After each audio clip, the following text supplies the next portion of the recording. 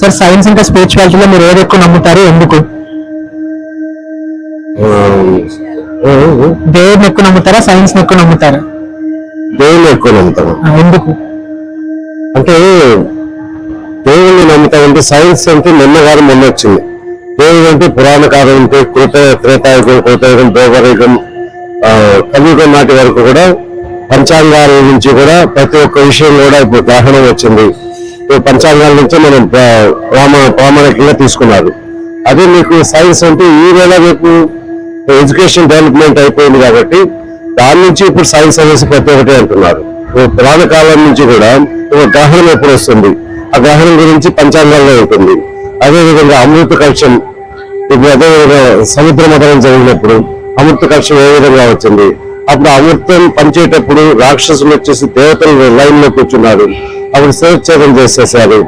ఆ విధంగా రాహుకేతులు ఇద్దరు వచ్చారు, వాళ్ళిద్దరు పగబట్టేసి సూర్యుడిని చంద్రుడిని ఇద్దరిని కూడా మిమ్మల్ని ఈ కలియుగం ఉన్నంత వరకు కూడా మిమ్మల్ని మేము బాధిస్తాము అని చెప్పేసి ఈ గ్రహణాలు రావడం జరిగింది. అందుకని చెప్పి ఈ విధంగా పురాణ కాలం నుంచి కూడా 4 యుగాల నుంచి కూడా ఆ యుగం నుంచి ఈనాటి వరకు కూడా మామూలుగా భగవంతుడు సృష్టించినటువంటి సృష్టికర్తనే ఇవాళ ప్రతి ఒక్కరు కూడా ఫాలో అవుతున్నారు. ఇప్పుడు ఏంటంటే సైన్స్ కాబట్టి ఈ మధ్య టెక్నాలజీ డెవలప్ అయిపోయింది కాబట్టి పిల్లలందరూ కూడా ఎడ్యుకేటెడ్ ఎక్కువ కాబట్టి వాళ్ళందరూ కూడా సైన్స్ నమ్ముతున్నారు. ప్రతి ఒక్క విషయం అంతే కదండి, ప్రతిదీ కూడా ఇప్పుడు చదువుకున్న వాళ్ళు మీలాంటి వాళ్ళంతా కూడా సైన్స్ మెయిన్ అవుతున్నారు. కానీ మాలాంటి వాళ్ళంతా మా తాతల కాలం నాన్నకాలం వాళ్ళంతా కూడా పంచాంగం, భగవంతుడు, ఇవంతా సృష్టికర్తలు, మహాభారతం కానీ రామాయణం కానీ ఇవంతా కూడా రామాయణం సృష్టించారు.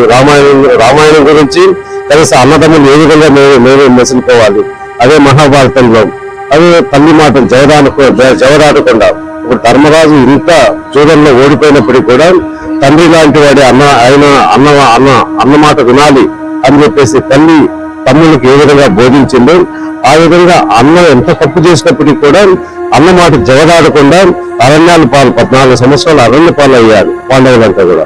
కానీ తల్లి మాటకు అక్కడ గాంధీ ఇచ్చారు. అంటే తండ్రితో సమానం అన్న అని చెప్పేసి తల్లి చెప్పడంతో ఆ రోజుల్లో తల్లిని పిల్లలకు బోధన చేస్తూ వాళ్ళు ఆ సాంప్రదాయంగా వచ్చారు కాబట్టి ఈనాటి వరకు కూడా ఆనాటి నుంచి ఈనాటి వరకు కూడా వాళ్ళ కథలుగా చెప్పుకుంటూ ఉన్నాం. కానీ ఈ రోజుల్లో మన పిల్లలు ఏంటంటే ప్రతి దానికి కూడా చిన్న పిల్లలు కూడా సెల్ ఫోన్ ఇస్తేనే వాడు ఫోన్ చేస్తున్నాడు, సెల్ ఫోన్ ఇస్తేనే వాడు ఫాలో అవుతున్నాడు.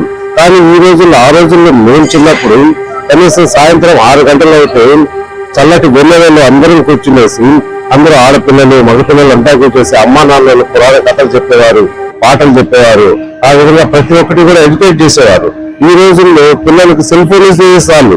అదేవిధంగా వాళ్ళకి ఏదో ఒక చిన్న విషయం చెప్పినా కానీ అమ్మా సాల్లేమో సుత్తి అంటారు. ఇప్పుడు మహాభారతం గురించి చెప్పామంటే సుత్తి స్టార్ట్ చేసినామంటారు, రామాయణం గురించి చెప్పాము సుత్తి స్టార్ట్ చేసినామంటారు. కొన్ని ఒక పాట నేర్చుకుంటాం, ఎంతో రుచిరా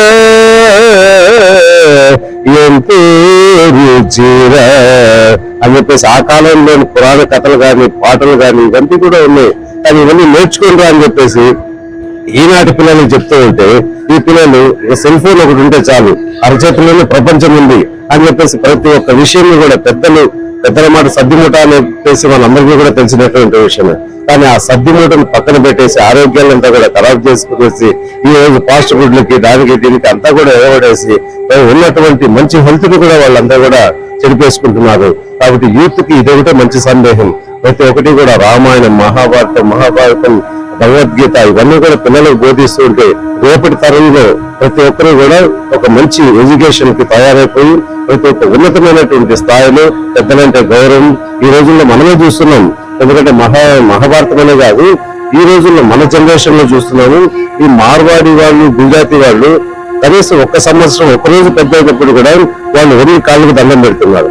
అది మనం ఏం చేస్తున్నాము అంటే మనకు అన్ని సాంప్రదాయాలు తెలుసు, ఋషులు బోధించినటువంటి ప్రతి ఒక్క వ్రతకథ వృత్తాంతాలు అన్ని కూడా తెలుసు. అయినప్పటికీ కూడా మనం ఏం చేస్తున్నాం, సెకండ్ అంటున్నాం అన్న నమస్తే అంటున్నాం. కానీ మనం చూస్తున్నటువంటి గుజరాతీ మార్వాడి వాళ్ళు కాళ్ళకు వంగి నమస్కారం పెట్టేసి వాళ్ళ దగ్గర నుంచి ఆశీర్వాదం తీసుకోవాలి. ఆ ఆశీర్వాదం అనేది మన దగ్గర లేదు. కాబట్టి అటువంటి సాంప్రదాయాలంతా గుర్తించాలంటే ఈ రామాయణం గాని, మహాభారతం గాని, భగవద్గీత గాని ఇవన్నీ కూడా పిల్లలకు బోధిస్తూ ఉంటే రేపటి తరానికి ఇంకా మంచి భవిష్యత్తు అందిస్తారని చెప్పేసి ఈ సందర్భం ముఖ్యంగా మీరు ఇచ్చినటువంటి ఇంటర్వ్యూలో ఈ అవకాశాన్ని నేను వినియోగించుకున్నాను. చాలా ధన్యవాదాలు. Thank you so much sir.